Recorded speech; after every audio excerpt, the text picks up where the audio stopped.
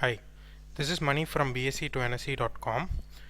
In this video, I'm going to talk about how you can apply gun square values, square and cube values into intraday trading, and more specifically for Nifty first and then for stocks also, right? Again, I wouldn't base my trading based on this entirely, but then this is one of the ways of understanding how the price moves, and I started observing it and I felt that Nifty does exhibit at these levels.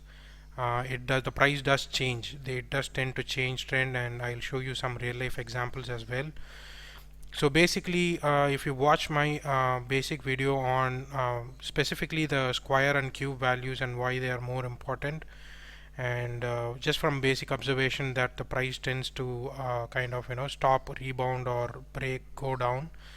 So the square values that we are taught at school, and it's back in the back of our mind, are 4, 9, 16, 25, 27. 27 is 3 cube, not a square value, and then 36, 49, 64, and then 81.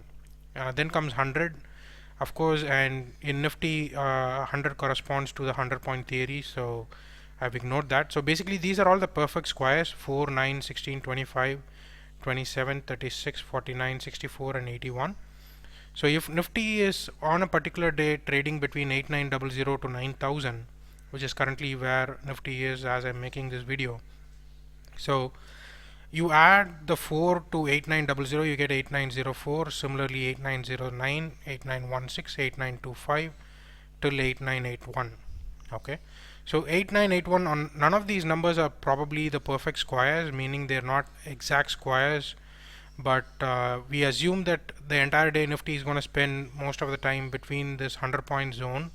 So within the 100-point zone, we are trying to find the square numbers and adding it.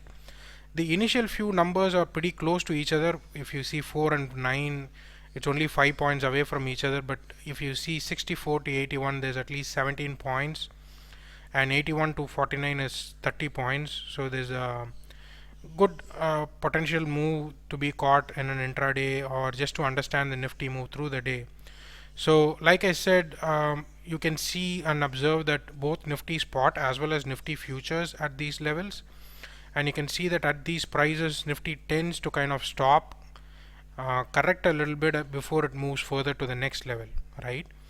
And the same can be applied for stocks. So let's say a stock is at 500, so, or let's say 600, you would push this as 604, 609, 616, 625.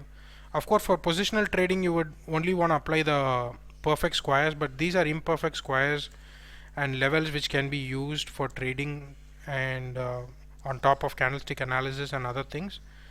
So 681. So these become the imperfect squares for a stock which is trading between 600 to 700, and the same can be applied for any stock trading at any kind of a price based on these values, and you can choose your stop loss or entry points accordingly, which is reasonably helpful in your trades. So to start showing you, I'll first show you the Nifty chart. This is the intraday chart for Nifty today, and if I want to zoom it up a bit, right, you can see that today the GDP numbers were a little more than expected, so there's a positive gap up opening, and then Nifty surges till 8980 or 818. You can see here that the day high candle is 8980.90, which is 10 paisa short of 8981, right? So the day high is pretty close to 81, and then from 81 it drops quickly, just a spike to 80 in fact, and it drops quickly. And then you can see the 64 point, to show this more clearly, so you can see that it gets to 8980 or 8981 being the day high, close to 8981, and you can even go with predetermined shorts at 8980, and then go for a 5-point stop loss, and as soon as it goes into the profit zone, you can push the stop loss into the profitable zone, right?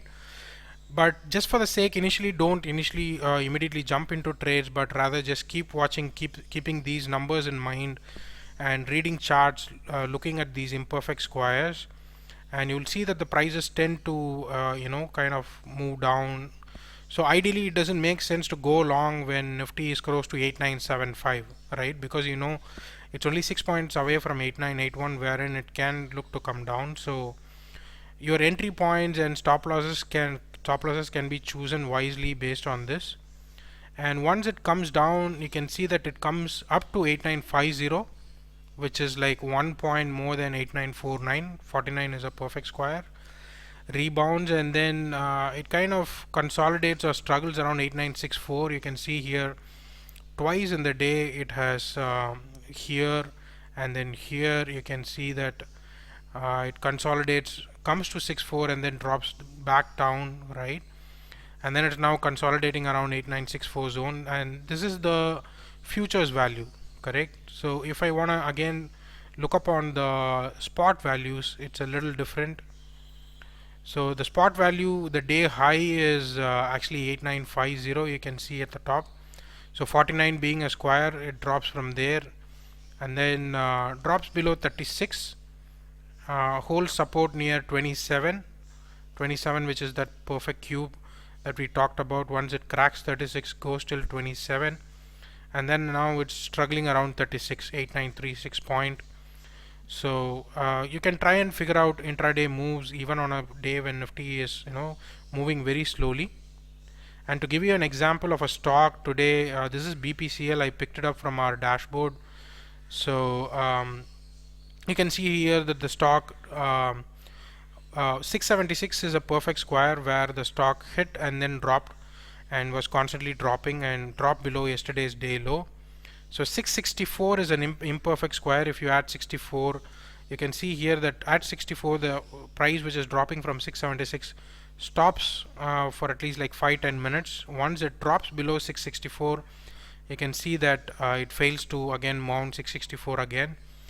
Now I went short late in the day at I got the signal at 9:40, 9:50 in the dashboard, entered 10-15 minutes late. At 662 I went short and I chose a stop loss as 665 because 664 I know is that imperfect square. So I chose 665 as a stop loss, and I chose the target as 652 because I know 649 is the next imperfect square that the stock price can get to. So it's currently at 654. I've now pushed the stop loss into the profit zone at 660.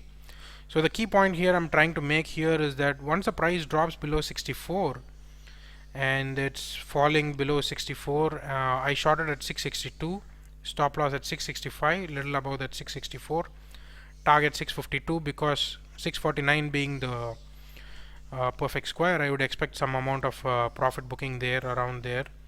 So so basically a use of the imperfect squares and how you can use it for intraday trading as well. So just keep these numbers in mind, right? And these are very easy to remember as we would have gone through these at school. 4, 9, 16, 25, 27, 36, 49, 64 and 81. So even if you don't use it immediately for trading, while you would already have a strategy to trade, just keep in mind that the prices will tend to react at these points, so the trend can potentially change, or if it breaks below, then the trend can continue to go up or go down once it breaches these points. So keep that in mind while you enter and exit. So can be very useful to choose stop loss as well as the targets, right? And then to understand Nifty moves and watch more before you try and trade on this. And it's initial days for me as well, so I've been watching it for 10 days before I made this video. So good luck trying and checking these out in your charts. And that's it for the video, and subscribe to our channel, stay in touch, and if you're looking out for a free training, go and check out bse2nse.com and fill out the form. Thank you. Bye bye.